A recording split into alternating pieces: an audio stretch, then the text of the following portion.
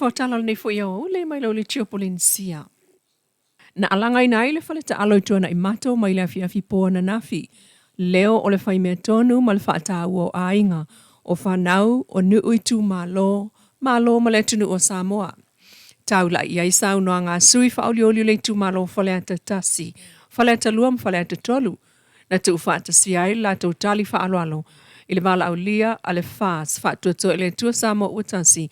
Mo le whaalawi lo le la tau whaamoe le palo ta tele. O whaalolonga maasani le ana tawalunga iai au fiai mea alofa masiva sui whaolioli. Masanga mawalunga ai le leo o le fia le ana alangai e le afe mo na tupu o sui o tu malo. Ma e langolango ina le whaas na awai le whaamoe. Whaawawai i le tui sifo mo sa nganga tasi i le se fululua i le so. Ua angava ai nei sa mo le seifa al tau sanga al malo Australia le Pacific Engagement Stream Visa le PEV lua o lua lima. O le lona lua ili nei o tau sanga talon a mata le polkalame Australia ai sali i angava ai ei sa mo le tau sanga mua. Ua tatalai le vai aso nei tal sanga mo tangata sa mo e fia maua le ava noe malanga i Australia nofo ngā lue ma o ngā tū mawai pe a manuia i le tolu afe o ava noa. Mai na amata tatalai la solua valua yulai e o atu la solua lima o le maasina fau au kuso e lesi talai mo le sei. Tala tuliloa mai le ofisa fai ngā palota. Whaamana tu mai o le soli tu la fono le whaalawalaweina e leisi tangata o le filfilinga sa o loto a le tangata palota o le soli tu la fono le whaalawalawe e se tangata o le whaatorsina whaalauloa se sui tau waa. O aia nei o loo whaatulafono ina mpuipui ai lalo le tulafono whai ngā palota lua o tasiva. Ai ua ta oto ai le porkalame mo le whai ngā palota election period le ua whaalawi loa. E le komisina whai ngā palota le sunga tuia whelolo John Stanley le na amata mai ai i le asamua mua Iuni lua o lua lima e umale asalua iwa au kusa lua o lua lima.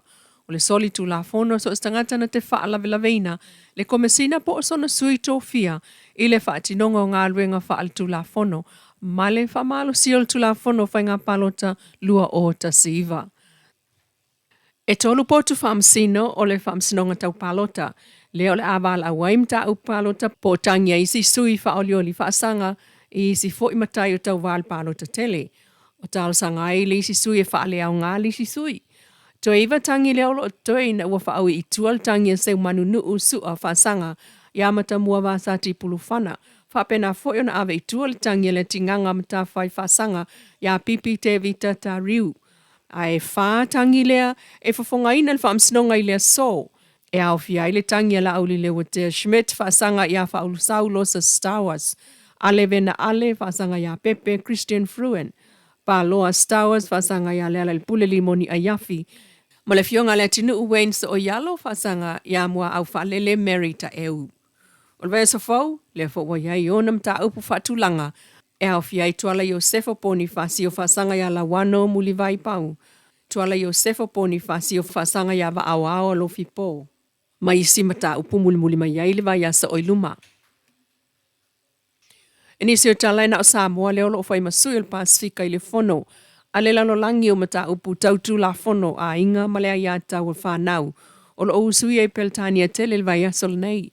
Ma awai atu ia le pristene o to manga moe puponga tia, sili niulina jang. Ma le komsina langolango le mtanga aluenga o leo le sunga papali i efo mua lele. O le vala au lia i lea fono tau o le isi lea mo le mau le mausali o so tanga wha awau. A le malo Peritania ma Samoa e ala i ngā aluenga fsoswani. Ai mai sei o le amana ia o tangata soifua. O whamawina i fo ile ngā lua so tau au peo le to manga, ma le mtanga aluenga o leo.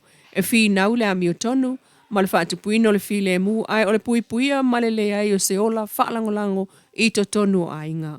O le ola matau ma le ola whaalangolango leisi le mafuanga o le sawaina o tina mafua ai fes e se inga ma afia ai whanau.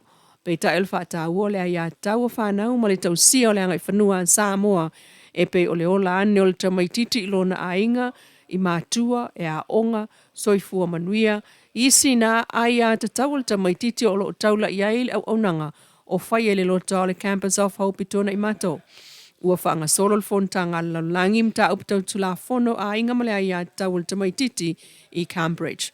Ua langonai male leo Samoa le vai sonei.